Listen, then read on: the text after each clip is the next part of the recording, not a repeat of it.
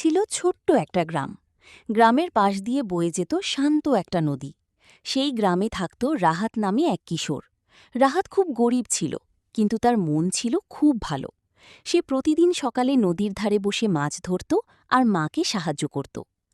একদিন ভোরবেলা রাহাত নদীর ধারে গিয়ে দেখল কুয়াশার মধ্যে একটা ছোট্ট নৌকা ভেসে এসেছে। নৌকার ভিতরে ছিল একটা পুরনো কাঠের বাক্স। কৌতূহল নিয়ে সে বাক্সটা খুলল। ভিতরে ছিল একটা অদ্ভুত পাথর, যেটা নীল আলোতে জ্বলজ্বল করছিল।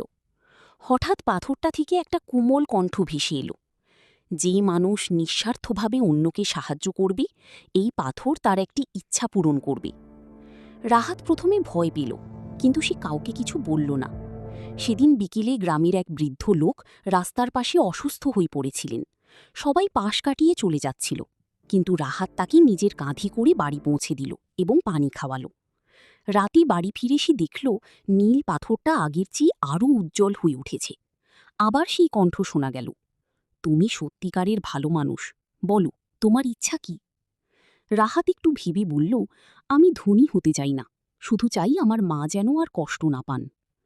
পরদিন সকালে গ্রামের মানুষ অবাক হয়ে দেখল বহুদিন বন্ধ থাকা জমিদারের পুরনো ধানকল আবার চালু হয়েছে, আর সেখানে কাজের জন্য প্রথমেই ডাকা হয়েছে রাহাত আর তার মাকে। ধীরে ধীরে তাদের অভাব দূর হয়ে গেল, কিন্তু রাহাত কখনো বদলে যায়নি। সে আগের মতোই মানুষকে সাহায্য করত। বছর কয়েক পরে একদিন নদীর ধারে সেই নৌকাটা আবার দেখা গেল, কিন্তু এবার বাক্সটা খালি ছিল। শুধু একটা ছোট্ট লেখা ছিল, সত্যিকারের জাদু পাথরে নয়, মানুষের ভালোবাসায় লুকিয়ে থাকে। তারপর থেকে গ্রামের মানুষ বিশ্বাস করতে শুরু করল, ভালো কাজ কখনো বৃথা যায় না।